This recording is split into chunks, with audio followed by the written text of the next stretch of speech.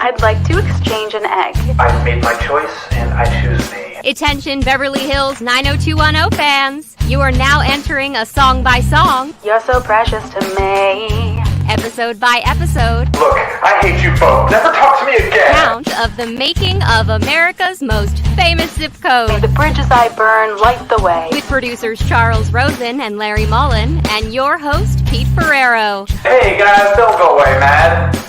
Just go away. It's now time for the Beverly Hills 90210 show. Okay, we're live, and we are just waiting on Brian to join us. We've heard from him, and he will be here in a second or so, we hope. And we don't know where Darren is. So, Darren, I just Instagrammed Darren, and I say, come on, and I haven't heard back from him. So that's the delay. We're just waiting on everyone to pop in, and there's been a little bit of a technical thing. But in the meantime, Larry, how are you? Good. Good. It's been a fun week. Weather's been good. Been getting out there and doing stuff, and started safely. Of course, you have to be safe, of course. And I got to watch some shows from high school, which I hadn't seen, Chuck. So I had never seen The Next 50 Years, so I got to see that, and then got to revisit the Scared Straight and some of the other stuff we had talked about. Yeah. So it was fun. It was a busy week, and I got to do my writing, and all good here. Very cool. And Charles, how about for you? Busy? What you got going on? Oh, busy to do these podcasts. I just got to keep watching episodes and episodes. And who wrote that? Oh, I did. Okay. Right. So much I forget, but I'm having a good time. A good week too. All things considered, we're still transforming in our nation, and stay tuned for further details. Yeah, it was really great having Vistelius last week. I thought that was really felt really a full show, and Chip Hab being there, and look forward to all that again. That was good. Right. I am just working through a quick technical glitch as we are live, which is always fun to do. And Darren, I think there was an issue with the link. So now you guys had the right link, yes? I had no problem.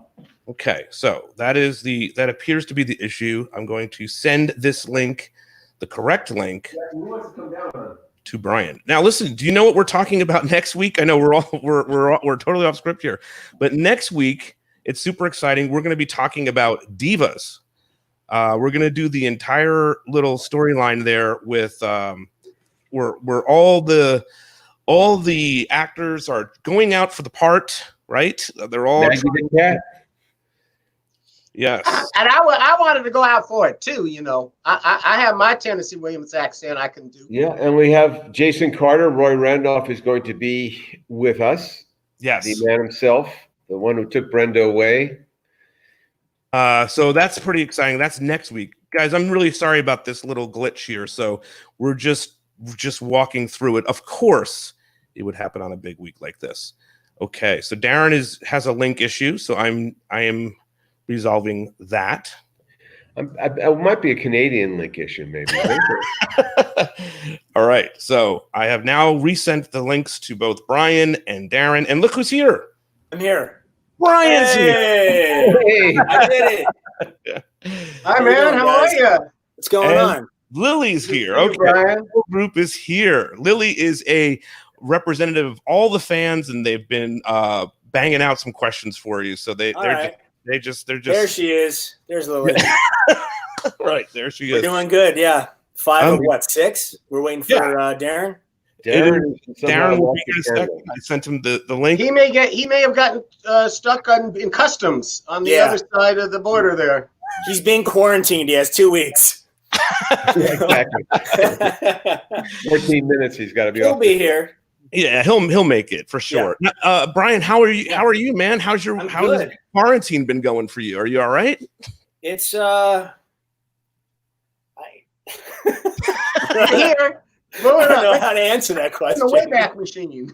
Yeah. Well, but it's an interesting time period for sure that we're all living in, right? Yeah, I mean, it is in the house and all that kind of stuff. How's that portion of it treating you? It's strange. It's really weird. It's doing like the remote learning stuff and everything with the kids, and it's odd. Yeah, I don't think it's easy for anybody. No, Yeah. it's not. But I was thinking about, Brian, the last time we actually saw each other, and Larry was there too, was that great fan fest you put on. Oh in yeah, August. at the live podcast. Tell the people about it who are on here now, what you guys put together, what it did. It was such a fun day for us, that's for sure. Yeah, you guys did a lot. Thank you, by the way, for doing all that. It was cool. I've been doing this podcast now for about 3 years or so. This With Bag pod, and so we've started doing these live shows that are we sell tickets and we get people out and we donate all the money. This year we donated to generosity.org to build fresh water wells. Right. And we started last year in Atlanta. My partner Derek and I had this great idea of like, oh, we'll do Dragon Con, which is in Atlanta. We're like, oh, this is gonna be awesome, and they said no. So it's like, all right, well, fair enough. So then we thought, we'll show them. We'll rent out a space and we'll do our own thing. And we did. It didn't affect them at all in any sort of a negative way. It just gave people something else to go to. But it was really fun. And so the last one we did was at Torrance High in the gymnasium. No, not the gymnasium. In the auditorium, was it? The auditorium, yeah. That's pretty cool. So we had Color Me Bad opened up, which was really fun. It's sort of a throwback to the show, and it was a good time. We had a bunch of cast members up on stage, and Chuck and Larry were gracious enough to. We had some VIP ticket holders, and so they did a full day of like a limo ride around, and they came from everywhere. Bus, right? Yeah. Oh, they came from Japan and England and Vancouver and Australia. It was really great. It was really cool. But they drove around and they talked me through locations and they talked about the show a little bit, and it was great. They did a fantastic job for us. So it was. Yeah, I mean, Darren Martin, there he is. Darren Martin. There he is. Darren's in. Hey. There he is. Darren Martin. The I took your lead and we started talking about FanFest. Oh, nice, cool. Yeah, Darren. Before we get into I actually met Darren for the first time last year at the live thing that we did in Atlanta, and he had just gotten a tattoo because he had finally met everyone from the cast. There it is. Right there. Get it on camera. What is it? Yeah, show that. Well, where's the tattoo? Let's see here. It's right there. Gosh. Sorry about Yeah, that. no, there we go. Oh, I see it. Yep. Yeah, it's a really cool. That doesn't help at all. No, we're not seeing it. No, we're just seeing your arm. We're being very nice. I understand you've been working out. We're all being very That's kind nice work. about seeing it. Exactly. It's the design that's on your T-shirts that I made, Chuck. I know. I saw it. I realized. I recognized. Okay. That's very cool. Darren, before we get into this episode, I just want to let you know we're all thinking about you. I know that you've gone through quite a bit over the last few, and I think all of us can say that we love you, man. What you did for this show and for the fans of this show, carrying the torch in times when nobody was talking about it. It's like I said to you a couple of weeks ago. Just we appreciate it so much. Not to mention the executive producer of the show. Also, thanks. Thanks, dude. I don't know. You just always rock for all of us and for everybody. And I think you have an extended family. Yeah. And Thank you very much. Not even just the group that's right here, but it's the group that's all popping in with questions too. So it's great to have you, and I appreciate your time. I know you're going through a lot, so thank you for being here, man. Thanks for having me. Yes. All right, let's kind of shift here and talk about some David Silver stuff. Are you down for some? Sure. Yeah. I Why mean, not? Darren knows I have a really bad memory, so most of the stuff I'm sure I will not remember. But I'm on with Darren and Larry and Chuck, so I'm covered. I'll just divert questions to them. We also are going to do a little fun thing with you later where we have a bunch of pictures of scenes that you're in, and we're going to see if you can remember the other characters. Oh, really? I can't even remember my own character most I know, of the time, but that's what makes it so fun and entertaining. Yeah. Okay. All right. Just seeing me stumble. Well, I realized today I was looking at something, and basically, you got 90210 was 292 episodes. Yeah. Brian was in every one, as was Jenny, and Yeah. as was Tori. You were the big three. And Ian too, right? Or Yes. no? And No, Ian, yeah. Ian. In the first Did he miss a season, couple? in the first season, they tried to weasel him, and they made it that he had a 7 out of 13. They were, trying to save money everywhere. So he got. Right. That's when he wasn't in it, but Right. we all got through that. And All right. But I was? David Silver was? 292. I must have had a real good agent at the time.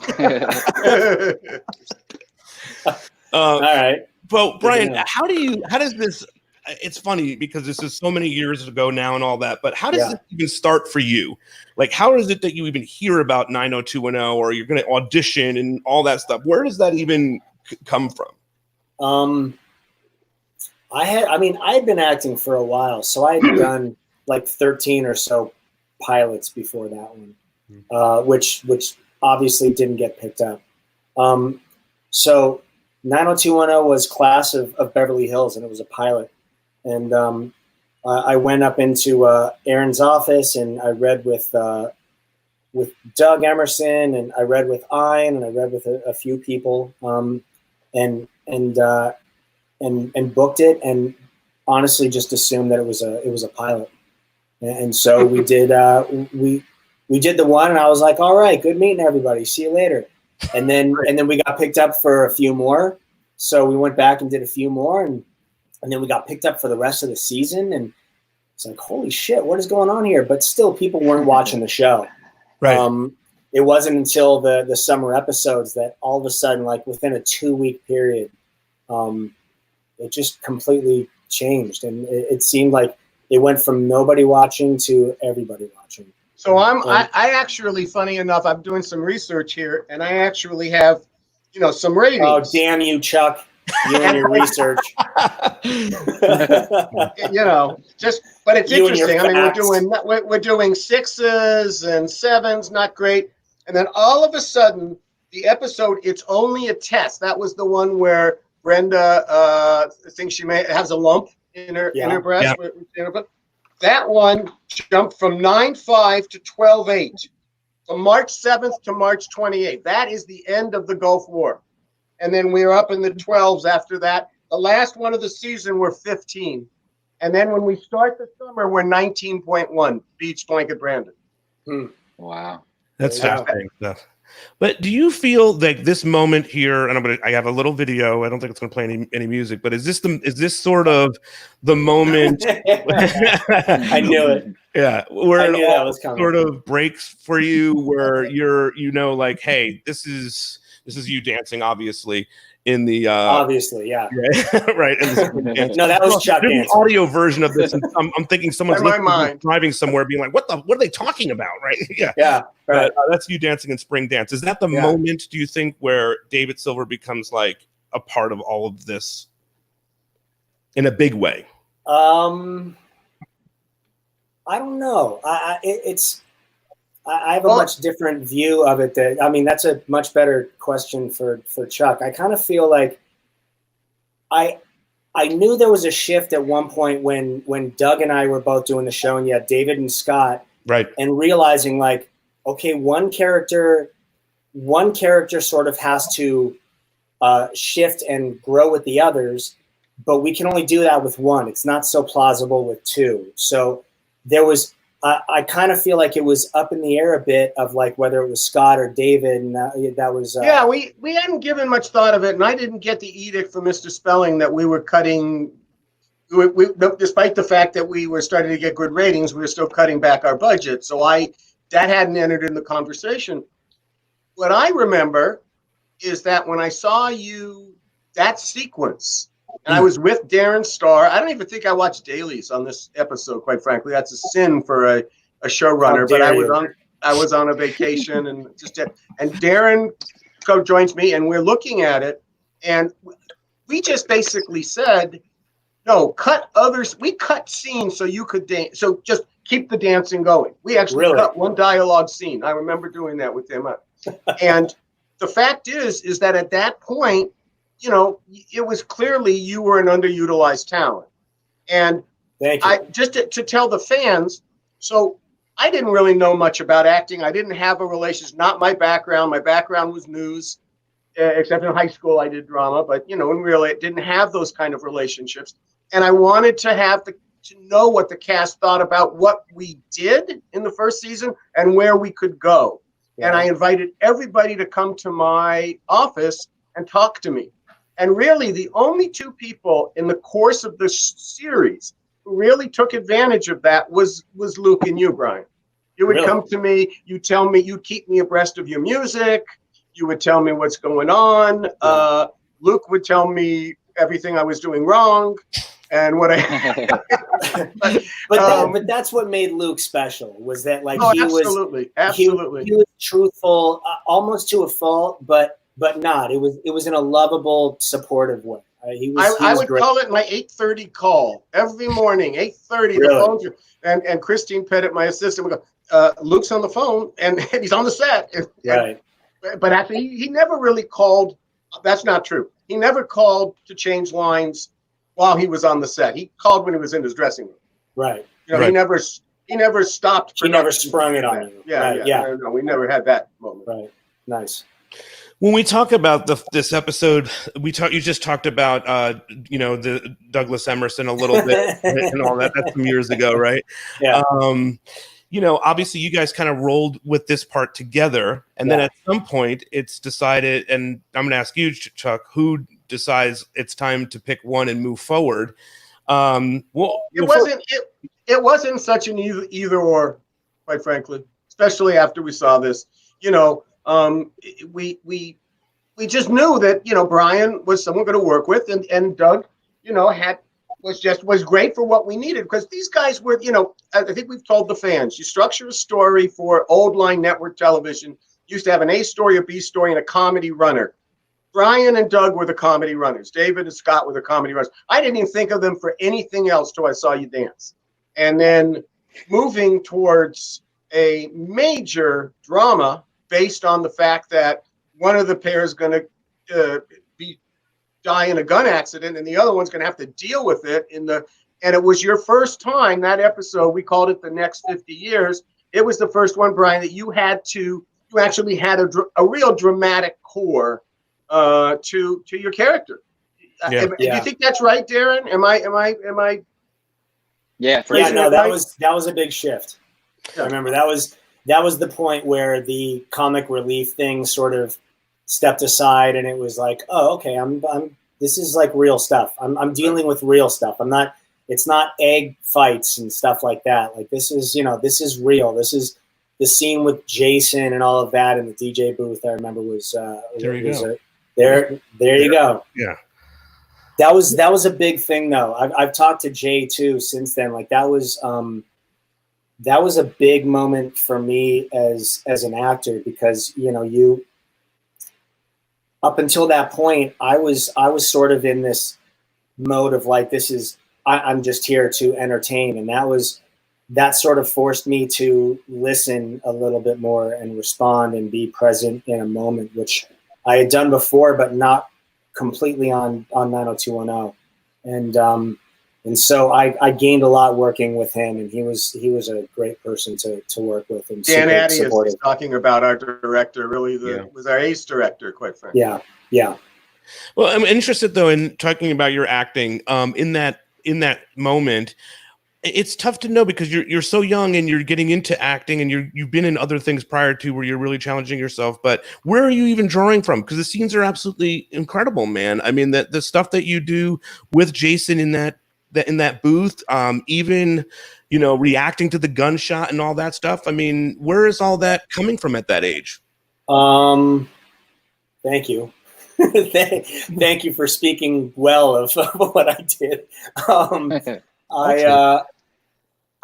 You know what? It was a tough situation for us. I had known Doug for years before the show, and I remember when we got the script and we learned that he was going to be leaving, and it was in a very abrupt way, and that was hard for us to deal with, because we knew all of a sudden we were on a show that people were watching, that was doing well, and that he was he was going to do this last scene. I remember on his last day, he and his mom had come in and they had rewritten one of the scenes where he doesn't die. It's like it's a flesh wound, and then he stays around, and it was really sweet. Like I understood it, but at the same time, it was like, okay, that's funny, but obviously that's not what we're going to be. She was shooting. I don't know if she's still living. She was a very sweet lady, Doug's mother. I remember her very well. Absolutely. And Doug is a super sweet guy also. The actor rewrote the scene? Yeah, he and his mom. He doesn't die. That he doesn't die. It's a flesh wound. Yeah, he just did not want to be done, and I understood that, and so we all get that. I think that was a big thing for all of us to draw on. Was like, I don't think I ever saw up to that point. I don't think I ever saw Jenny that upset. His last shot, wherever that it was on our stage. I don't think it was in the location. It was in one of the. In fact, it could have been the same day as your DJ rant with Brandon. It could have been that day. It might have been. Yeah, it was in the high school hallway. I remember him showing up there, and Melanie Rose says that episode was so powerful. There you go, Melanie. Thank you. Thank you. Yeah, we always like. Thanks, Melanie. Yeah, totally was. But Chuck, for you, when we talk about next 30 years, I'm curious. That's got to be 50. Tough. I'm sorry. Yeah, next 50 years. I'm thinking it was 30 years ago that this happened. Oh God, Jesus, fucked it all up. That's it. And broadcast. No, Chuck. I mean, I want to know what you thought of it. I mean, that had to be tough for you guys. You brought Douglas on, and you were planning on this whole group, and then at some point you say, okay, we're removing. But you have to remember, I'm looking at it from a different perch. Yeah. So and one of them is that it's my job to keep the trains running. Right. And so once we realized what track we were on, in all due respect to Doug, who I got to see again at Fan Fest, I hadn't seen him in all those years. Yeah. That was not my focus. My focus was to make sure that the episode that we were writing about a gun accident would be up to the standards that it could be. And I thought we did. So that was always my focus. This was the only episode that both the network and Mr. Spelling, Sandy and Aaron got together in the office and asked me not to do. And it's only one out of a whole 144. And I just made the case why I had to do it. And they said what Mr. Spelling always used to say to me when he wasn't going to beat me down and he knew it, he'd just say, then make it great. I think Chip said that last week with Home and Away. That was what he used to say to me. You got to make it great, Logan. And so they gave me the freedom to do this. And I invited, Karen may pop up. She's upstairs to say hi to you, Brian. But, we had a really good collaboration, my wife and I, because she's very strong in dialogue. And I tend to be pretty good with story and scene dynamics. So it was a really good blend. And those great words that the fans, right on cue, I swear to God. Oh, okay. There she is. There's Karen. Hi. Hey, Karen. How are you? How you doing? It's so good to see you. How are you? Hi. Come back. And you look pretty. No, it doesn't. And you were saying something. It doesn't look. You look. He was singing your praises. So yes. it's actually perfect timing that you're in. Karen, while I have you here, what is it like writing with Charles, particularly on the next 50 years? It was easy. People, it was one of our fun things that we did together because, like, I heard him as I came down the stairs. He would say he's Mr. Structure. He's really good on structure. Yes. And I had a more of a comedic dialogue thing was my fun. But I came from theater, so I'd write. He'd write. He would be instrumental in setting up the scene structure, the act breaks, etc. And then let me go, take a stab at the dialogue. It was fun, really fun. What's really funny is I never knew the dynamic between the two of you. Like I didn't know who did what because I was young and I was sort of in that stage of like not asking questions of like, oh yeah, they're just husband and wife and they do this. So it's interesting for me to learn now who did what, like who was good at what part, and how When- and you how know you what guys else? work together. Yeah, You guys hear me? Am I too Yeah. far away? You can hear No. me? I can hear you. Yeah. Yeah. The other thing is that Karen liked to be on the set, Yeah. and I had set avoidance. So, I'd be in the other parts of it. So she would be there kind of, seeing that our interpretations of the episode were carried out by the directors. Right. You have a couple great songs in here, Charles, too. I know you love talking about the original score of 90210. We talk about that sometimes. You got Garth Brooks. Bye, Karen. Bye, Karen. You got Garth Brooks in here, Friends in Low Places, right? And you also get Knocking on Heaven's Door in here. Yeah. It was a twofer. I was just writing about this episode today, Brian. I should tell you this. Darren knows. I think the fans know. So because Peter roped me into doing this, I've been watching all these episodes and giving them a second look, Right. and kind of remembering what I first thought about it, or what maybe I wrote about it in the past, and now looking at it again with fresh eyes. And so I looked at this episode with fresh eyes, and it reminded me when we had that Garth Brooks, Friends in Low Places. Yeah. It was because Diana Valentine told me, who was our script supervisor, is a working director now, was really great. I think she probably did every episode after the second year. Yeah. For the whole season. She's the one that said, you haven't done one country western song, and you're doing this with he's coming back from Oklahoma. You need to have a song. And I said, well, pick one for me. She said, well, this is the one everybody likes, and that was Friends in Low Places, which was she played it. It was perfect, and it turned out Garth Brooks was a fan of the show, as opposed to Axl Rose, who was not a fan of the show, which wasn't surprising. We had our No, that's totally surprising to me. I would expect that he would be on stage wearing a 90210 shirt.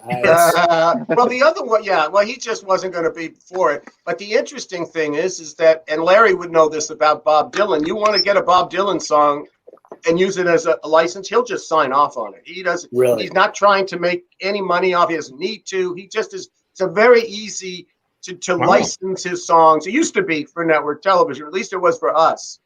Yeah. And so we had him. So what we ended up doing was then recording, having our close friend Jamie Young, who was a music attorney, had a garage band kind of girls, kind of a Runaways kind of thing. And we did a recording. Kenny Miller ran the session, and it was like 2 takes and out.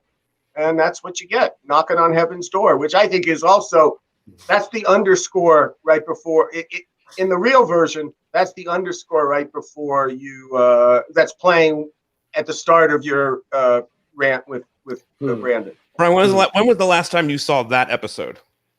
Probably when it aired. That's fascinating. No, I'll send it to you, man. You gotta see it. You'll be blown away. I'd like to hear your thoughts after you see it. I'm a little. I don't Be watch hard a on lot of yourself, stuff because Brian. I'm. You know me. I'm super critical of stuff. Don't Like, be. It's no. I hate hearing my voice on answering machines. Remember when answering machines existed? I love that. And I'm super critical of myself. I don't usually watch stuff that. I get it. Yeah, I thought you were fantastic in it, and you should definitely give this particular episode a go back, because there's even that line, Chuck, that you wrote in here, or one of you, Karen, wrote when David is sort of in the booth with Brandon, and he says it doesn't matter what you say about people. It's more matters about what you say when they're here, right? So I botched that, but do you remember writing that, Chuck? She wrote it. You did hear what I. Peter, do you remember writing that? Rewind it. I've said what 5 times. I did the story. She did the dialogue. So I wrote no lines. Not when she was around. And the truth is, when I worked with Larry, I did the story. He did the dialogue. I mean, it was. It was. I didn't have much faith in my dialogue then as I do now. Yeah. I had never seen the episode, Chuck. I saw it this morning. And Brian, What'd you think? Oh, really? First of all, I was, Brian is so young. I mean, how young were you when you started the show, Brian? 17. Yeah, I mean, I did it from 17 to 27. And you're playing a kid who's like on a razor edge, even before the accident. It seems to me like a real kid, a child of divorce. I was really into it, where you were coming from in the thing. I was totally watching Doug, I was going like, shouldn't be even in the show. I hope they're going to kill him, and they did. I mean, I know I shouldn't say that. That's not a good thing to say. There's no way the other kids are ever going to accept him. He's like, Larry. This was a sweeps episode, Chuck. Perfect to promote. Someone's going to die tonight on Beverly Hills 90210, and it's Doug. Thank God. Wait a minute. I know. Wait, hold up. I know what he means. Don't you think it was good between Doug and Carol Potter? Is that what? No, I know what Larry's trying to say. Yes, I get what he's trying when to say. When I joined the show, it was moving really fast, and so I had to just kind of catch up on as much as I could to jump in. So I had never really done the Doug Emerson episodes that much. Right.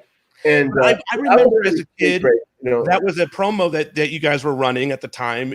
Someone's going to die on 90210. Yeah. Right. So I understand what you're saying. Someone's getting married. Someone's dying. That is pure. You met him. That is vintage Sandy Grushel. That you met Sandy Peter. That's who he is. That's what he is. Right, Sandy? All right, let's move on past this episode. We were talking about another episode. But why? We're getting into the good stuff now. Yeah.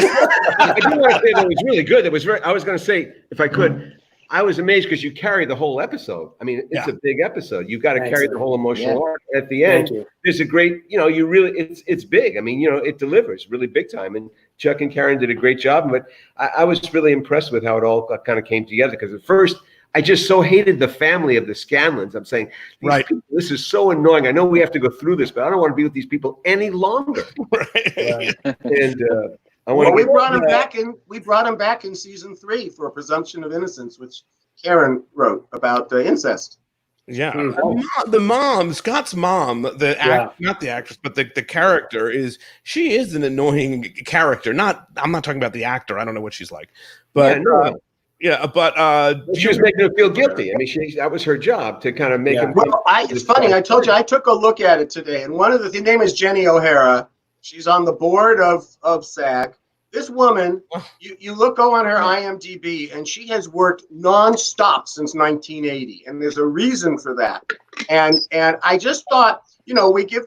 I was thinking, sure, you're two young actors, you're both getting your opportunities. You've got a strong director in Dan Attias, but those scenes, that you had to play opposite her, and you regress back to being like 9 years old, 10 years old. She's so effective, which is why Larry is saying what he's saying. Absolutely, no, it was effective and necessary to make it all work. I mean, I mean, it was good. I mean, I totally enjoyed it by the end. Like I said, I was very happy, and the music was great because Peter gave me the original music, so I heard the original music. Yeah. Hey, Darren, when you're watching it do you remember watching it the first air, or what's your thoughts on it as a fan watching it back? Where I lived in Canada, we didn't actually start airing it until the middle of season 3. Mm-hmm. So I actually caught that episode in syndication. What's your thoughts? Time out. What part of Canada were you living? Because we were there from the first episode. Canada was the only place we played. Yeah. It was us in Canada and Australia. They were the 3 we sold right at the top. So. Toronto. The first episode I saw on broadcast was High Wire, the one where Gil Myers and Andrea. Yes. Yeah, that's the first one I saw. I lived in Eastern Canada, and we got it on MITV, but I guess we didn't have cable. MITV, yeah. Yeah. MT says, Brian, you gave beautiful and consistent, understated performance of David for 10 years. So that was a beautiful. Yeah, no, I read that. Thank you. Yeah, it was very nice. Very nice. Also joining us in chat, by the way, is Ryan Thomas Brown, of course, Months. Hey, Ryan. Is following us along. We had Ryan. What's going on, man? Earlier. Ryan was on a few weeks ago. When we talk about the other episode we wanted to talk about, that's another name that's a total flashback for me. It's really cool. Yeah, Ryan was awesome. We had so much fun. He was so great being there, and it was. The show was our cast, but it was this integral surrounding cast that really sort of kept the universe of what we did working. And it was crew, it was guest actors, it was recurring actors, it was background. I mean, we had people that were really that were just all in for us, and Ryan was one of those for sure. All right. I said we were going to throw some pictures at you to see if you remember people and whatnot. But you'll definitely remember these people for sure. What was your thoughts on working with Mel and Jackie? Yeah, so I had met Matthew before the show. I forget where it was or why it was some like charity event or something. But both, I mean, we had, again, I don't want to bore the crap out of people, but we had an amazing group of people around us, and that was one of the reasons I think that the show did as well as it did. Like everybody was a team player, and everybody tried really hard. And for a show like that, it's important. It's important for morale. It's important for that sense of like, you know, not okay, when are we done, you know, but like, hey, let's do some really cool stuff and be in this and make this the best we can. And particular with Matthew, you have to remember Matthew, I think he was a star of one or two, you know, the starring role in one or two series that had been, you know, he was there. Yeah. So to come back on our show and what was his brother's name? Mitchell? I think so. Yeah, they played together. Yeah, they're twins. Yeah, and they were you know, they were the stars of the show. So to come back and have this part, which is an auxiliary part to an auxiliary part, you know, he like, you know, urged me to do more for him, you know, and ultimately, however, the more he was on the show, the more whatever it was, he just was happy to be there. You know, it was exactly as Brian says, the atmosphere was different than most television shows. You know, you'd hang out with the crew, you know, Eric Lopez and others of that ilk. You know, you guys would just go there because the crew, we were a non-union crew then. They were basically the same age as the actors.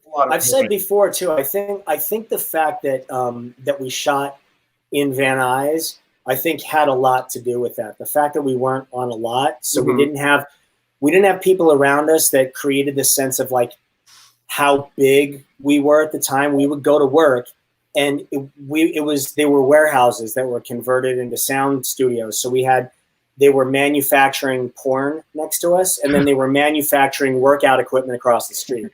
Right. So we were on this little sort of dead end like cul-de-sac in Van Nuys on Calvert, and so it would be absolute mayhem on the weekends when we would be going and doing like appearances and all of that. And then Monday through Friday, it was, you get to work and you work. And there was nobody, there weren't people that weren't a part of what we were doing, blowing smoke or you know, or doing that, which I think can happen more when you're on a lot. You have a commissary and you have those common areas, and so you have people going, you know, acknowledging you and going, "Oh, hey, the show was great last week." And we didn't have any of that. What we had was it was this really cool little world. I mean, we had, as actors, we had really terrible dressing rooms. We had like really bad. Yeah, they were like little hallways. But that was it was what we had. It wasn't, you know, we had nothing to compare it to.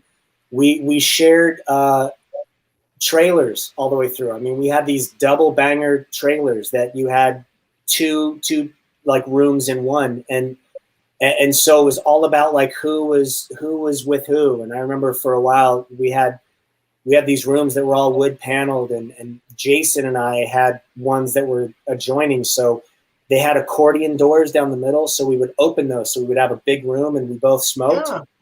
Yeah. And you guys would play a lot of games, right? There'd be contests going on and things, right? A lot in the beginning, or am I misreading that? No, we did. It was a really fun, odd time. I mean, we shot a lot at Torrance High the first season because we hadn't built the school hallway on a set completely yet. So we were still shooting there a lot. And so, you know, and we took over the school. I mean, these poor students, like we we took over. Well, I don't know if you parking and I all don't of know that. if you remember this, Brian. Our original and Larry, this was really hell. Our original shooting schedule was was Tuesday through Saturday. Oh, I don't remember that. Because Duke thought that, or maybe Torrance High School mandated we would have one day when you couldn't do that. Yeah. And so what that basically meant is that I work 7 days a week because what was I supposed to do that Monday? Go to the beach? No, there was no weekends. It got all after Well, Christmas. you could have, Chuck. You made that choice. We wouldn't be talking now if I did. That's for sure. But we after the Christmas holiday, we were able to go back to a normal schedule. And all right, Brian, I got another person to see if you remember who this is. Okay. We did this episode a while ago, but all right. Huh? Oh yeah. So he was on the Heights. Yep. Yes. Before. Howard. His name was Zachary Thorne. Yeah, Zach was great. He was the father of Punky Brewster. No. What? No.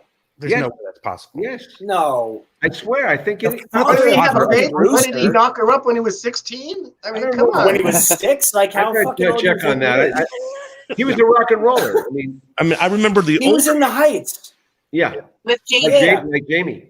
Yeah. So we had because the Heights was a spelling show. Also, we had met Jamie and most of the cast doing charity stuff and parties and whatever. So when he was hired and he came on, like we already got along really well. It was a really cool group of people. Like we would have guest actors and we had everybody on our show. And so they were all either people that we knew or that, that other people in the cast had known. So there were no strangers there. We were really welcoming of everyone. All right, here's another one. Now, this is from, I won't even tell you, but here you go. There's no way. Bo Jesse Christopher. There you go. So Bo Larry, Jesse. Making that face, Larry, that is the drug dealer. That's the guy that he goes Andy.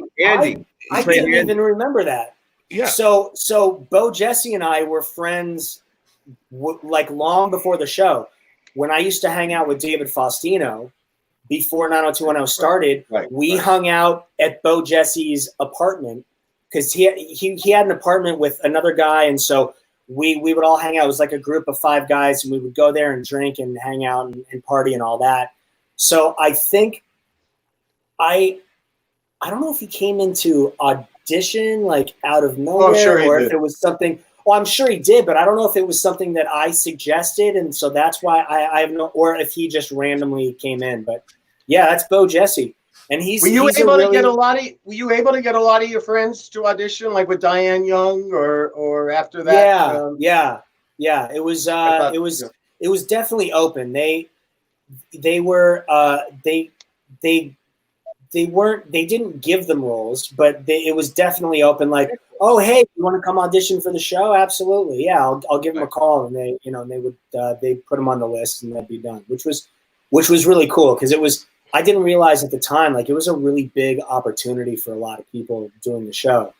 Again, we were removed from it. So I didn't understand the outside perspective of it completely. But for actors, I mean, we had Jaimin Hansu was in the pilot. He was a bouncer. He was the one that turned Brenda away with the fake ID. Oh, wow. And yeah. And I mean, we had unbelievable people on the show. Jaimin's super nice guy, but I'm sure selectively doesn't remember doing that. I think he's wiped his memory of that, hopefully. Do you remember doing the drug storyline? Where we showed those 2 guys, Howard and whatnot, and then eventually, there's an episode called "Scared Straight," where you guys flush the drugs. Where we flush them down the toilet. Yeah. Do you remember doing that? I do remember doing that. I really remember at the time not knowing much about speed, and so really having to ask and understand it a little more. And that was when, God, I was taking speed and drinking orange juice. That orange juice apparently was the shuttle for speed at that point. You and me both, man. That was not my. I had no idea. Indulgence thing. No, that's Larry, right? I had set that up. I had done that. I had interviewed a couple of meth heads because we could not have you snort it. Obviously, the network didn't let you, so we had to find a way to deliver it to you. Right. So I asked some friends of mine and said, "Oh yeah. With orange juice, it dissolves. You get high, you get a little nourishment. It's great." Right. So, there you go. I got to write every opiate addict's dream. In crunch time, I got to write this speed rap for you, which you do this whole rap for Donna that she didn't stay up to watch the show, and you go on a couple of pages. It's fantastic. Oh, I love it. Yeah, I mean, it's probably one of the better things when we're doing this show. I mean, you're so fucking good doing that speed rap. Do you remember that? No, I don't. Yeah, but the thing that I love about it is that it's the culmination of something that we set up, not only that, and really didn't talk about very much. And Peter brought it up to me a couple of weeks ago. You know, the pressure that the character David Silver would have had to put himself under to decide, I'm going to graduate with all my friends instead of staying at West Beverly and being the big man on campus, because you already were the big man on campus. You would have even grown bigger. And to be there, and you kind of lose your equilibrium. You know, this is what I did in college. I was the radio DJ. I was the heart of the school, and now I'm in this university, a state university, and you got that nighttime shift. And I know when I started University of Wisconsin, they said, "Yeah, you can be on the radio. We'll put you on from 2 to 4." Right. And, so how am I supposed to do that? And my friend Steve Bornstein, who ended up after many years later becoming the president of Disney. We had the radio show together. I couldn't stay up. I couldn't, it was wrong. So you did speed always and orange juice? That. Is that what you're getting at, Chuck? Orange juice. You were a big fan of speed, or just orange juice? Yeah, but it wasn't fresh squeezed like California. I was in Wisconsin, I took my share of speed. All right. There we go. There we go. Whole new show for you, Pete. My speed was called caffeine. Well, in that episode, though, you have a lot of great scenes with Luke. Talking each other off the ledge and all that kind of stuff. What's it like working with him particularly in those scenes? Is there something that you're taking away from him every time that you act with him? I mean, and personally as well, what's it like working with him? Luke and I had met before he started doing the show. We both did a Dr. Pepper commercial at a drive-in theater. And so we met doing that, and then when I saw him on set, I was like, "Oh, hey!" And he was like, "Hey, yeah, the guy from the Dr. Pepper commercial." But there were a bunch of people working on that commercial, so it was really cool that we got along as well as we did. Luke is a stand-up guy. Luke is a super supportive, loving. He was one of those guys that he was always pushing you to really be in the moment and feel, and he didn't mess around much on set when it came time to work. Like, we would all mess around in rehearsal and do that kind of stuff, but at the point when we were shooting, he was completely there, on camera and off camera, and that he was one of the special people that way, because I've worked with a lot of actors before that and since that they save their performance for on camera, and then when they're off camera they just sort of phone it in, which isn't super helpful as an actor to have. And Luke wasn't one of them. Luke would give 110% all the time. Was there anything that you took from him as an actor when you watched him? Was there an influence there? Just his honesty. I took that from him as an actor and just as a person. There's a part of Luke when he passed that I always think to myself as I'm going through something, like, there's that voice in my head that says, like, how would Luke handle a situation like this? Because I envied that. He would handle even the toughest of situations with a sense of grace and purpose. And he was a really influential person that way. He commanded respect. He didn't demand respect. And so that's something for sure that I took away from the relationship with him, and that I'll always have. It's always in the back of my head. Like sometimes when I'm laying in my room at night, like I think about that because I know he's looking down on everything. And I just wonder like what, how it looks for him and how he would feel about choices that I'm making and the person that I'm trying to be. Yeah. He's a good guy. Man. He was a really special guy. And for people that got a chance to know him, they're lucky. And you see all of his performances in 90210, outside of 90210, just an incredible gifted talent. He brought something to everything that he did. Yeah. I mean, I've watched everything that he's done. Yeah. All right, I'm going to ask you about someone else. Shift gears a little bit. Yeah. Donna Martin. Tori, right? Yeah. Yeah, yeah. I mean, you guys are iconic together. It's like Bert and Ernie, right? Donna and David. A little bit different. Right, who's Bert? Bert and Ernie with Gay, right? Yeah, I mean, the names that go together, right? It's just they're synonymous with each other.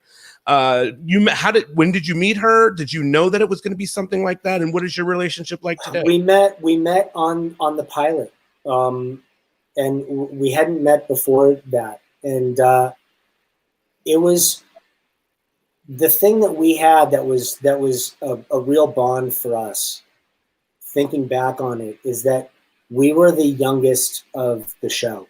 So we had a bond because we had sort of familiar lives at that point. I mean, I think we're only a month apart.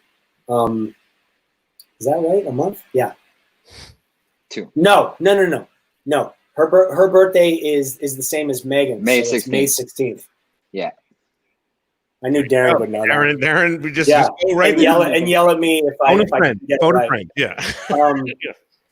But so we were relatively the same age. We were going through a lot of the same things, and it was a bond. Being the age difference between ourselves and the other people wasn't huge, but at that age, it's huge.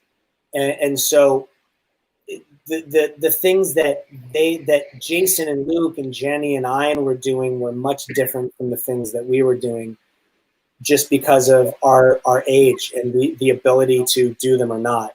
Well, they got paired up. They got paired up because of the in one sense, because here you were being we knew you did comedy, and in that same spring dance episode, we put Tori in a hoop skirt, and she was having trouble sitting down. My girlfriend at my senior prom wore a hoop skirt, so I knew how wonderful hoop skirts are. My Southern Belle, and so she that they started playing together with comedy. Remember in the summer you did a summer school and you did a show together. Yeah, we did a lot of comedy stuff together. And that was mostly that until, and I just saw it preparing for this. There was an episode we did really focused on Ian, a terrific one called Chucky's Back. Oh, did you prepare for this? Because I didn't at all. I'm just winging it right now. Remember, I'm writing this book, so I gotta look at all these things. Remember, and everybody's gonna love this book out there, right? That's why I'm writing it. Charles Rosen's book is coming. Larry Mullen has someday. So anyway, but it was Chucky's Back, and you got to dance again. It was the only one you really busted some moves. It was really great. And that's when she kisses you on the dance floor because the guys are teasing you. Right. Teasing her for being with you. Right. And I think that's when your romantic moment started. Yes, I like him, she said. So. Oh, right. I remember that. Yeah. Right. Kind of thing. Yeah, I don't. She said, I like him, and if you don't like it, too bad. What was that? Yeah. Lilly, you've said almost nothing. Nothing. Yeah. What was that? Well, we give Lilly so the please, answer. please repeat what you just said because I missed it. I said, Donna said, see, I like him. And if you don't like it, that's too bad. There you go. When she You know what? I do kind of remember that. Yeah. Nice. Yeah. All right. Well, then there's a moment in the Donna and David saga where this person destroys all things. Right? Oh, yeah. Yeah. Do you remember? In the back of the limousine. Yeah. Yeah. Crabs. Yeah. Yeah. So that was the Babyface episode. That Yeah. was where So I we was going to ask you performed, about that. But do you remember working with Kari? Yeah. Yeah. Yeah. No, she was great. I had known Kari way before that. Again, it was that thing of like, all of a sudden people are cast and they come on set and you go, oh, that's awesome. I can't believe you're doing this. So it was really, it was fun that way because you never knew who was going to be there and who, the casting office, even though it was on one of the stages, it was in the front of one of the stages. So we didn't see people going in and out. We were in the back working. So when people would show up on set or you'd see their names on a script or on a call sheet, like, oh, Monday, oh my God, Kari's doing it. That's awesome. So I wouldn't know until that point. Yeah. But she was fantastic. That storyline and that episode was really fun. Larry, you kind of brought her into the deal, right? I remember you do it. Excuse me? Ariel Hunter, her name was. Yeah. Right. You brought her in? Yeah, I brought her in because Donna's helping David with his music career, and she inadvertently introduced him to Ariel Hunter, who then winds up screwing him. Right. Yes. I actually got David Lavid twice. I got David Lavid twice. Don't say that. Lily's on this call. Don't use those words. Come on. I was trying to figure out how many real, almost screwing Donna and David, almost coupling twice, and I saw one in Windstruck, which is all set up, and I had forgotten we had done this, and maybe you remember, but we tried to get Howard Stern to do this dream of Donna's to kind of tell her to go sleep with you. And Howard wouldn't do it, but we got Don Calfa, who played your landlord, to play Howard in the dream. It made sense in a dream way. And in the dream, I don't know. He had the wig on and the whole thing. I remember that. The Martin family are with Howard Stern in his booth, and they're telling Donna, Donna should really do it with him. And I mean, it's totally. I totally remember that. And you definitely should do it. And then we also see, later on, they go to the Chinese restaurant, and everything points to him doing it. Like he gets the lucky fortune cookie, he throws it in the lucky the fountain, and somehow it doesn't happen. But I remember it was a sweeps episode, and they promoted it like someone's going to lose their virginity tonight. Right. Watch the show. Yeah.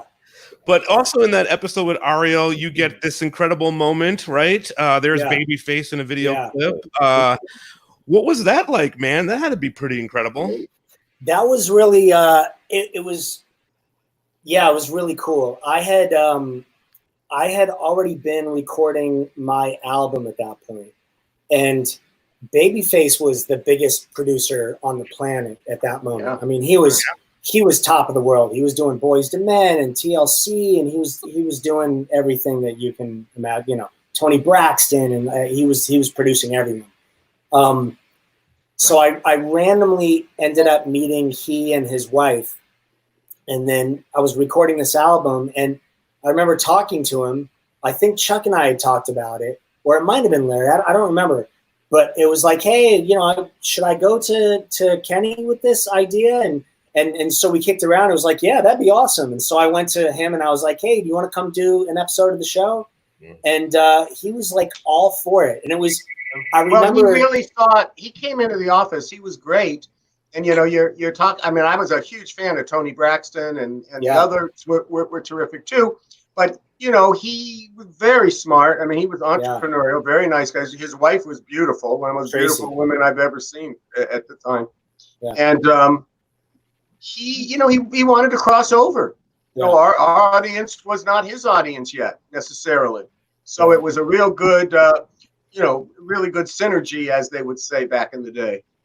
Well, I remember the song. I remember the song that one of the songs that he performed. "The Cool in You" was the one he was. "The Cool in You," yeah. Yeah, that was that was a big, he had like, he really did well on the pop charts and everything when that episode aired. That was a huge step for him. So it was a big thing for us. I remember being super nervous when he showed up to shoot, because we, he's there and we have this whole like fair set and then the stage and everything, but it's Babyface showing, so there's that part of you that's like nervous, like, is he, is the stage set up okay, and is he comfortable doing this? And I kept worrying that we were going to do something and he would walk away, but he didn't.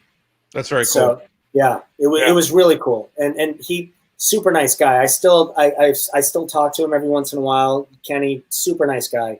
But yeah, that's an absolute time capsule for that point of the show and that point in time. I mean, he was. When I say like king of the world at that point, he was really king of the world at that point. Like he was the top of the game. And that was the crossover for our show between television and music. Like that was the big binding thing. I kind of feel like at that point, once he did it, then everyone else was like, I want to do it also. Like that just kicked down the door for much more of a musical sense of what we were doing. I'm going to let Lilly ask some fan questions, but before that, I want to ask you about this person too. Oh, about Kathleen. Kathleen Robertson. Yes. Now, before I get to just this, Larry, have you heard from Kathleen? Unfortunately, I have not heard from Kathleen. I assume she's very busy in quarantine and just is not getting back on this. I know she wants to do the show. We have a campaign going to get Kathleen Robertson on the show. Oh, really? Yeah. So the fans have been messaging her and whatnot. So here's tweeting her, tagging her. And if the reason you're staying away is because of me, only Larry will do the show. I promise. I'm sure that's not the reason. But anyway, Brian, do you have something to say about Kathleen? Kathleen was awesome. That whole storyline was, she was a great like team player. I mean, we had some ridiculous stuff to do sometimes, and sort of the comedy torch passed a little bit when David and Donna weren't together, and you had Claire and David together. Like she really embraced the comedy side of it, and she was completely on board. She never complained about stuff we were doing. Like she really she was 100% present, and she's always has been and always will be. She's a really good actress, and so it was really fun working with her. We all love her hair here, and that's why we really want to do one of these. You all love her hair? Here and her hair. No, your choices. But yeah. Yes, Kathleen, please. So hopefully that will happen. Lilly, do you have any fan questions for Brian? I have several. Okay, I figured as but much. I'd like to start with a confession and tell you, Brian, I love you. I have dreamt about you. I have written about you in my Lilly, diary as a teenager. I just have to really? Let's turn. Okay. Got it. All right. So Me too, Brian. Go ahead. All right. Our first question is from one of our girls, Lori Ebersol. She's watching right now, and she wants you to know that you were the guy that she wanted to always dance with. And her question is, what were your plans for your music career while you were on the show? And was David's music written by you? Good question. Yeah, that is a good question. So I come from music. Like my father is a professional drummer, and I went to school, music academies. I always had, until I became an actor, I assumed that I would be a drummer in a band. That was sort of, I was in like marching band and jazz band, and I did all sorts of stuff. The music on the show, yeah, I wrote a lot of, but it was, and I don't know if Chuck totally knows. We've touched on it a little bit, but that was a really tough thing for me, because when you're working on something, you try and distance yourself from it and create like a sense of, okay, this is me at work, this is me at home, and when the two started melting together and becoming one, it was really hard identifying who I was and who that was, and it was really hard for fans as well to separate the two. I did my album, and at that point, people really just weren't receptive of the idea of like crossing over and doing anything else, especially in hip hop and in the musical form that I chose and that I was in. But yeah, I did write a lot of the stuff for the show, but that was, we really had David in mind when we did it. I mean, there were songs that I wrote, and I remember working with Larry Mullen at the time, and he would come to me with lyrical rewrites because he wanted stuff to be to fit the show more and to fit the story, and like, oh well, you know, David can't sing a song that might have something to do with Donna, but have it be about this. So it was tailored for that, and you know, and people aren't as aware of that. They assume that the stuff I was doing on the show was my own music, and I think it's very apparent from what the album I released to what we did on the show that wasn't the case. Did you write "Keep It Together"? Yeah, I did. I recorded "Keep It Together" at my house. I played every instrument. So I created it and produced the whole thing, and that was one of those. So it wasn't originally called "Keep It Together," and that was a Larry thing. That was like, he came back and he was like, "Yeah, these lyrics don't work for this," and so I was like, "All right, fair enough." So so yeah, he rewrote what I had written, but it worked for the show. Larry, do you remember some of that and having that need to be filled? I remember we have to serve the show always, you know. So Yeah. I mean, if it was going to be music, we needed to, you know, have it to be the right music, I guess. Yeah. You know? Yeah. I remember it. We're talking about the one from the Squash It episode, right? This is and then I think later on we had a song when Brian was. That's the one. Let's Keep It Together. There was a couple of things we did music with. I remember another one also. I can't remember the episode though. Because you know, as we talked about, you mentioned the name. Brian mentioned the name Kenny Miller, and he really was in charge of the soundtrack and the music, and the fact that there's no music now, he's the one you should be talking to. But anyway, he made the deal. He was not a fan of hip hop, and so you know, I remember like really. Oh, I remember playing hip hop though wasn't. Nobody was a fan of hip hop. And he said, "Well, for our ears, you know, the privileged people here, you know, it was hard to know what you know. It was. I remember him calling it dirge-like. You know, there's no beat because it didn't have beats. You know, I've never heard that. I've never heard it. It didn't have that thing. It was more this thing, you know, and we were more this thing. You know? Yeah, right. Well, I remember when the show was going, it was much more Jason and Jenny. It was much more of an alternative vibe from everyone. Like it was much more rock and alternative, and so it was a big thing for me that I was allowed to sort of champion what I listened to at the time, because I know at first Aaron was really against it because a big thing for him was to not do anything that dated the show. Correct. I remember when I had earrings, he was like, no earrings because that's a timestamp of when it was, and I just didn't give a shit. So I wore earrings anyway, and he was like, damn it, you know, I hate that kid. But and that's so it's sort of, but I think it dragged him a little bit into what was happening during the 90s during that time. Yeah. And I think that's a huge. There we go. That's the Squash It episode. Yeah, I was gonna go there. Yeah, but sorry. Go ahead. Yeah, I hit the button too quick. Sorry, but son of a bitch. Oh, Pete, Jesus Christ! I'm all over the place here tonight. Hey, Lily, do you have a question about this? I know we had him here last week, right? I think you had a question. I do. You up? Yeah. I do. So, Brian, this question is from our viewer, Zara Brown. She also wants you to know that David is her favorite character and she loves your dance and your music.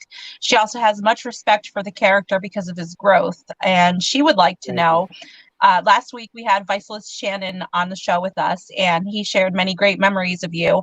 What was it like working with him in the episode Squash It? So we knew each other before the episode. So he was somebody that I had in mind when they were casting. I don't think I was responsible for him auditioning and going in, but it was definitely something that I hoped for. He was fantastic. I mean, he's done tons of work since then, but he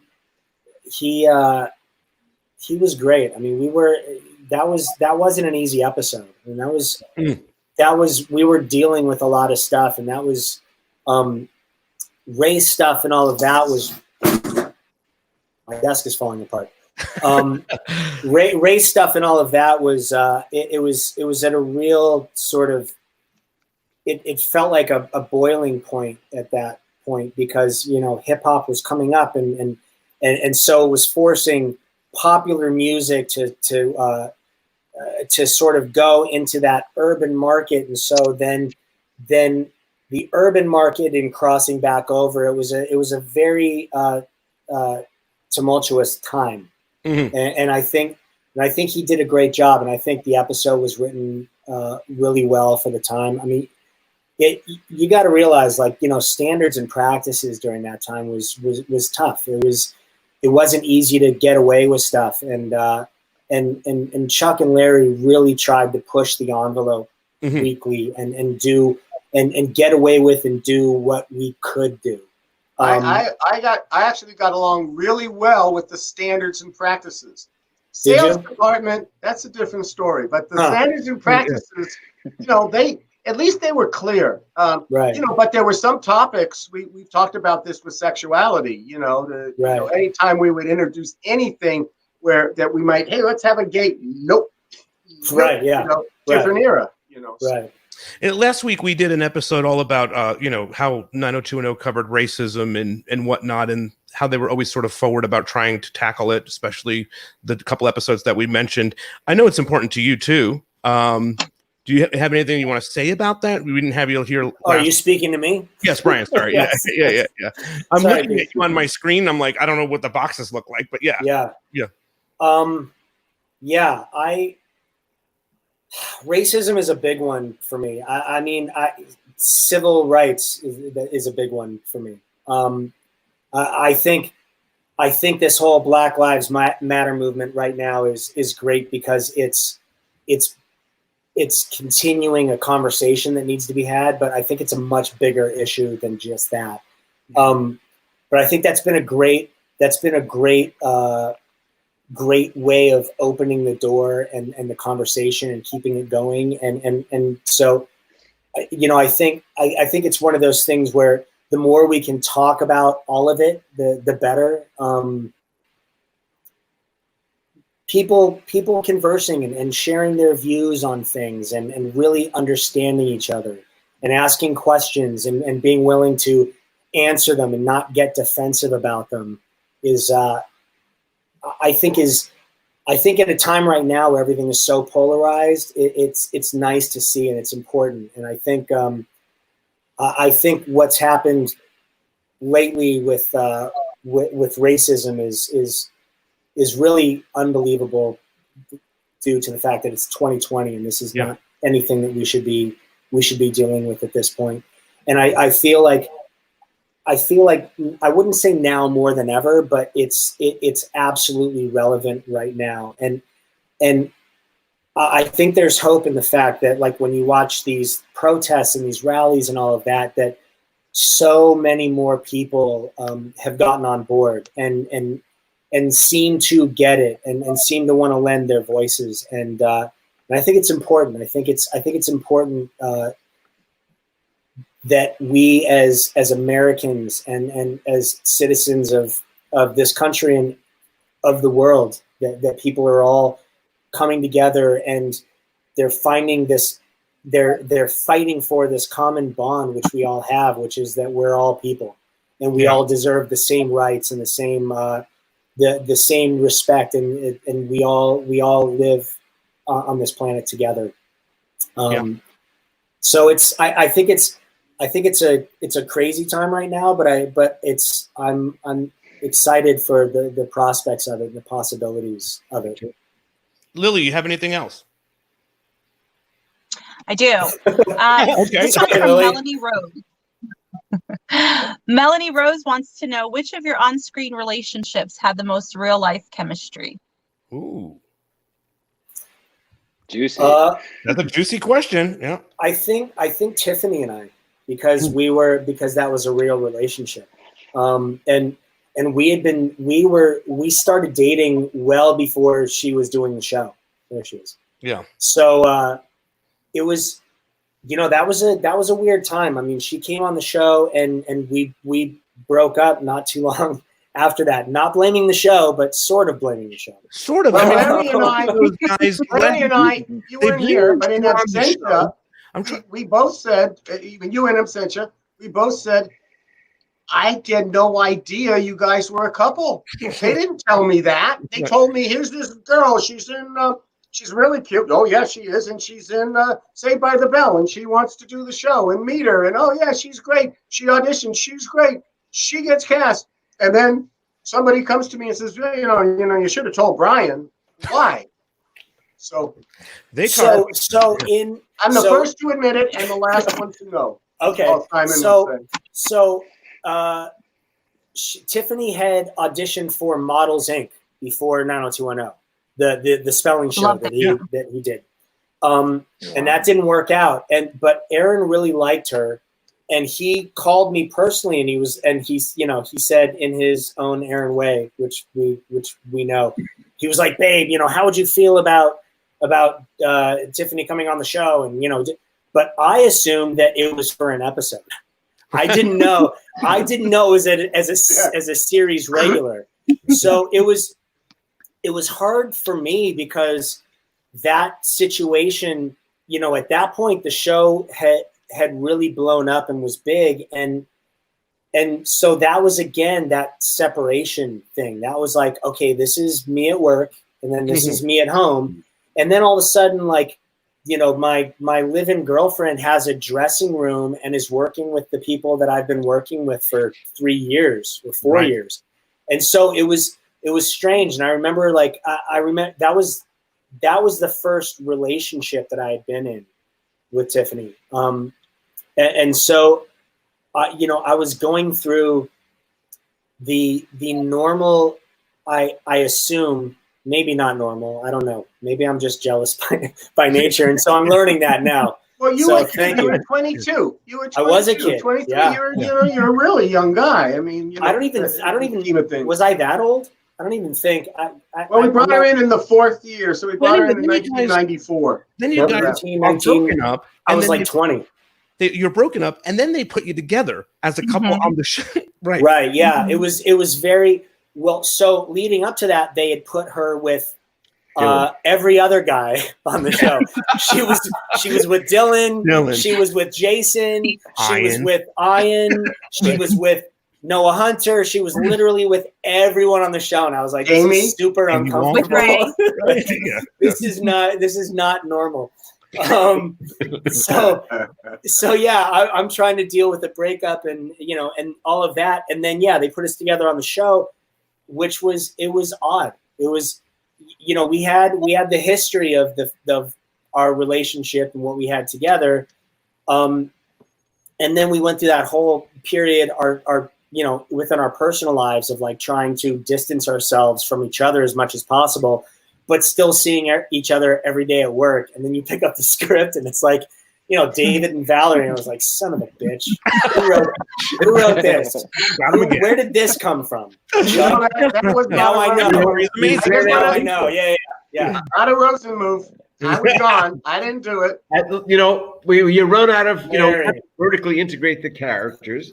So eventually you run out. I was saying talking in circles. Yeah. No. I love it. You know, ultimately, I was saying you have to make every character bipolar because you have to take them all the way down. You have to bring them all the way up, so everyone becomes the kind of a bipolar character. Ultimately, so you have to break them down and then build them up who you want them to be. Huh? So it's almost an abusive relationship. It was good though. I mean, I saw the Lovers Leap show where you kind of stop. She stops you from. You stop her from. I'm trying to remember which one. From jumping. No, she stops you from throwing yourself off. It's about your. It's the end of your mother's story. Oh yeah, God, I don't remember that. And, which was pretty good. I mean, actually, you kind of play off all this mental illness. Yeah. And you're on the bluffs of Santa Monica, and it looked pretty hairy. I'll tell you. Oh yeah. I do remember shooting there. Yeah. Looking down on the highway. Yeah. Yes. Yeah. We talked about this scene. I want to see if you remember it. I'm going to play a clip, which we'll see how that plays out. But here we go. Do you remember doing this? I don't care what you do. But if you don't stop giving your drugs to my sister, the only thing you're going to find up your nose is my fist. A little with Jason. Yeah. I remember that. Yeah. I always loved that moment. I always felt like that's when David became like, you're not going to fuck with David anymore. You know what I mean? Yeah. Like we went from. Listen, man, you write me as a badass. I'll do it all day long. I'll win every fight if you write it that way. We went from but here. Then you see me in that shirt and you go, yeah, that dude's not winning any fights. But there, damn, what growth. You know what I mean? Like the character's growth and what you brought to it as you sort of acted in this part. So Lily, got any other ones that you want to throw at him before we wrap up? Hit us, Lily. So speaking of growth, Beth Wiederspo wants to know, as someone who was on the show for the entire 10 seasons, what is it like to see your character's growth and the actors evolve? It's a great question. I don't know if Chuck and Larry had much of a choice. I don't think I had much of a choice. I mean, when we shot the first season, I was 5'6", and when we came back for season 2, I was 5'10". We went from like Ian used to pick me up by my neck to I was his height, if not taller. And so I think just me being the age that I was sort of forced the hand of people to write the character the way I was growing. I think if I had stayed 5'6", it would have been a very different situation for David. So I think that really forced the hand of what was done, because it was sort of like, okay, how are we going to explain this? Like, I shaved my head. It was like, okay, well, so that has to be written in somehow. And so I remember Jason had little stabs at me because I know it was an Aaron thing of like, damn it, you shaved your head, babe, what are you doing? And so, and I was like, yeah, whatever, go fuck yourself. We'll be fine. Right. So, but it was that like rebellious, I was a teenager, and those are the things that you do. And those are the things that that guys do. And it was a really surreal experience for me growing up on the show. I mean, Jason and Luke and everybody changed a bit, but they had already gone through puberty. Like they had done that. So when they started the show, they were already past that, and I hadn't. So I went through all of that on camera, and I think that you have to write for that. I mean, you can't ignore the fact that that's going on. You have to work that into the character and the story a little bit, and I think it was handled and done the best way possible. But it was ever evolving, and we had an ever evolving cast of characters, and it was not an easy job to write. One of the things, and the one person that we didn't do a special on because we didn't want this to go on for 4 hours, right? But getting there was that when we put Mel and Jackie together, it allowed you, who had this crush on kind of a ridiculous schoolboy crush on Kelly Taylor, to really do a lot of work with Jenny. I mean, and you see by the end, you guys really were, at least in the first 5 seasons, you really did end up being a brother and a sister, even though they split up, the parents, by that point, years before. Right. And so I always like that part of it too. You being the little pest with the camera, and then you morphing into, a vital voice in the whole. A tall guy with a camera. Yeah. Right. What'd you say? A tall guy with a camera instead of a little guy with a camera. Yeah, yeah. What about working with Shannon? I love her just so gonna much. go We all there. love her here, by the way. We what do. was the Lots experience of Brando like lovers. working with her. Again, I had known Shannon before we started doing the show. So neither one of us knew that the other person was cast. I had been doing Knots Landing. She had been doing Our House, the show with Chad Allen and Wilford Brimley. Wilford Brimley. Wilford Brimley. Oh, that one, yeah. And she had done Little House and all these things. Shannon's awesome. Shannon and I just get each other. And so it's one of those, it's almost like a brother-sister relationship in that way. Like I love Shannon. I would do absolutely anything for her and not think about it. Not feel like I'm doing something for her. Like it's, I'm chalking something up, or it's like okay, you owe me for that. That's just to me what you do. And I know she would do the same thing for me and feels the same way for me. But we've just always gotten each other, always. And that's nothing that is something that you can build, but it was really cool with her because we didn't have to. It just was there. Shannon's awesome. I love Shannon. Tammy says, Brian, please give our love to Shannon. Lots of nice things are said about here on this show. So perfect. Please do. They should be. Yeah, for sure.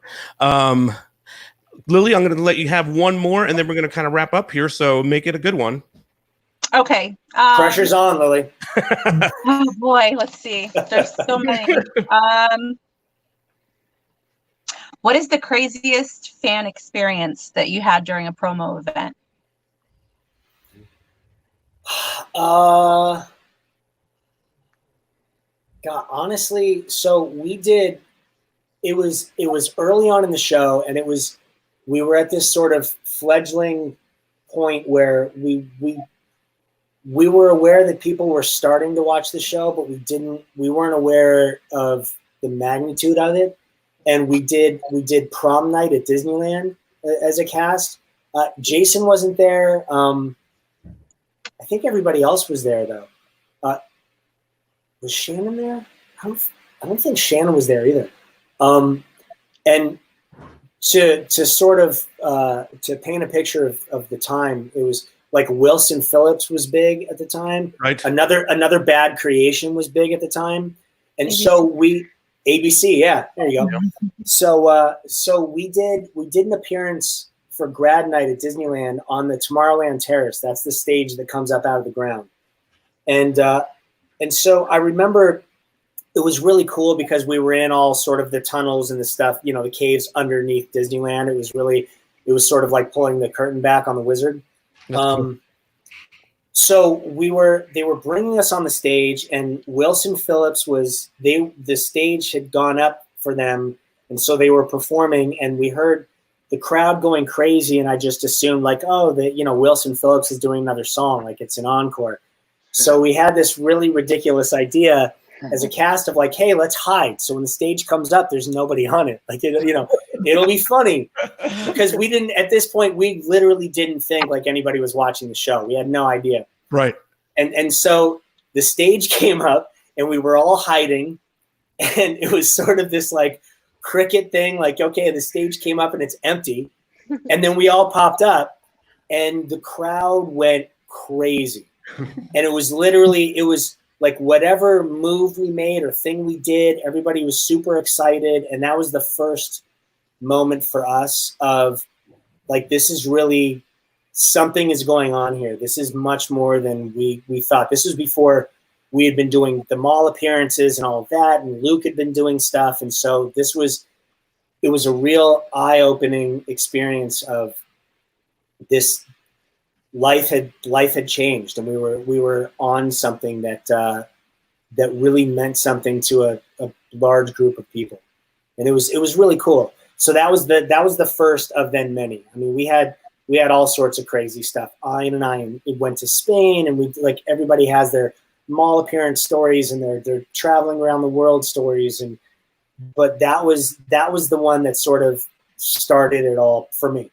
That was the first time you realized. Yeah, that was the thing. Yeah, that was the time when I got up on stage and I thought like I can do no wrong for these people right now. This is really cool. I mean, you know, up until that point, you had seen that with like New Kids on the Block, and you had seen, you know, news footage of them running and all these screaming fans chasing them, and them, you know, them sneaking through chain link fences and all the fans and the hysteria behind it. And then all of a sudden to be in that position and see like New Kids sort of go away, and now it was our time. It was like, How is that possible? Like, this doesn't, I've seen all this, and this, I wasn't in, how am I in this now? It seemed sort of surreal. And for me being young, I really just sort of took it, I took it for granted because it was so surreal. It was really, it was an odd thing. It was like being a fan of a painter, and then all of a sudden you're his muse. And you're like in his studio with everything that he paints, and you're going, how the fuck did this happen? Like, this is last week. I was like hoping to buy one of his pieces, and literally it's because of me that he's painting what he's painting now. It was insane. It was really, it was a cool experience. Yeah. Let me squeeze one more in since we're brought up Disney. Oh, Lily. One of our You were told one of our Instagram viewers, Disney World Queen. She wants to know, what was your favorite Star Wars Disneyland Queen. Yeah. Yeah, I know exactly who that is. She was at my my podcast this year, the live one that I did, the one at Torrance High. I want to ask she's a travel agent. She does Disney events for for people. I want to ask you, was there a question, Lily? No, don't. Yeah. She has a question. Wants to know what was don't your cut her favorite off. Star Come on, Pete. Thank you.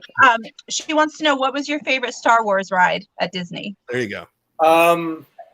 Rise of the Resistance is really cool, but Smuggler's Run, the Millennium Falcon ride, like the idea of being a Star Wars fan and then all of a sudden you are seemingly piloting the Millennium Falcon is really cool. There's something about, I got to work like, you know, the ship going into hyperspace and all, like I did all that. I was the pilot on the right handling all of that. And it's pretty cool. Very awesome. So yeah. Thank you. Yeah. You got Smuggler's it. Run. Glad that we got that for you. Yeah. Hey, Brian, I think it's awesome that you came here and spent some time with us, man. I have to say, I try to say a little gratitude every week for things that are going on for me, and I know Lily dreams about you and all that stuff. And dreamt. Way, doesn't dream now, dreamt then. Well, maybe, but we won't tell. Maybe but I will say that what I love about what you did with 90210 is that you brought so much authenticity to the character. It's a testament to your acting ability and what you are able to do. I know, as a fan of the show, I always relate it to the David storyline. I always kind of felt I identified with some of the things that he was going on, especially in the later years too. So I'm just so grateful for the work of what you did and how you're able to, relate and get people through some very tough times through this character that you did all these years ago, which maybe sometimes is silly, but it's important to a whole bunch of us. And I just appreciate your work, and I appreciate you coming on here. Do you want to talk about your podcast real quick? And I know Derek's amazing and your show's amazing. I've heard some episodes. I mean, our podcast is silly. Like, this is planned. We don't plan anything. Right. We Derek and I literally, we call each other on Skype and we record. And so the idea is that you get about an hour of us just shooting the shit. And so it's supposed to feel like two old friends catching up whenever we record. But he's a great guy. I met him. He was doing podcasts for a couple of the things that I had done with his podcasting partner at the time, Steve. He's a super nice guy, and we have so much fun doing the show. And he's really supportive of all the wacky ideas that I have and things that I'm doing, and he's totally on board with it. I've got these. I just recently printed up these SMAG hats, these "Someone Make America Great" hats, which we're selling on the store, the BagPod store, and he was, he's been on it and like totally supportive of it, and whether those are his opinions or not, he allows me to speak my mind and I allow him to speak his, and so it's a really cool. We have fun doing the show, and we're happy that all I think we're at 10 now. All 10 of our listeners are still listening. That's so awesome, yeah, it's good. Hopefully we'll let me know when it is. I'll be number 11. Yeah, perfect. Yeah, same here. And if we record ever again, then I'll let you know. And for the listeners of our show, of course, you can go check out some of our merchandise at the Beverly Hills 90210 showshop.com. And next week, Brian, we are talking about this incredible storyline. I don't know if you remember it, where Brenda, Kelly, and Laura are all going out for the part in a cat on a hot tin roof. Oh, yeah. I do remember that. Yes. Absolutely. And we have Roy Randolph himself joining us next week. You're kidding. That's awesome. Yeah, so it's very cool. That's really cool. Thank you for having me. I appreciate it. Oh, man. When do you want to come back? Anytime you want to come back, you're welcome. Well, now that I have no problem apparently logging on and doing the show, it took me a minute. It took me a minute to figure that out. Darren, I don't know how it was for you, but it was a little frustrating for me. I got panicked because I gave myself 10 minutes. It was like we were supposed to start at 5, and so at 4:50, I was like, "Oh, cool, I'll be early." And literally at 5:10, I was like, "What is happening? Son of a bitch! Yes. I don't have an account to even log in. Like I don't, Well, real quick before you leave, you know what you didn't have? Hang on. Oh man, internet in a box. I've been saving up for this. You didn't have internet in a box, and maybe what's funny is that was at a point when remember when you would get you'd go into stores and you would get the CDs of AOL. Of AOL, 100 free minutes, and so and that was a big thing. I mean, we laugh about it now because it's a whole different world. That was a big deal back then. I was happy. It was a big deal. Yes. Yeah. All right, my man. Thank you guys so much for being here. Again, we'll see you next week with more Beverly Hills 90210 show. Again, thanks for having me. Bye-bye, Brian. Bye-bye, Darren. Nice to meet you too. Bye, Darren. Bye, Chuck.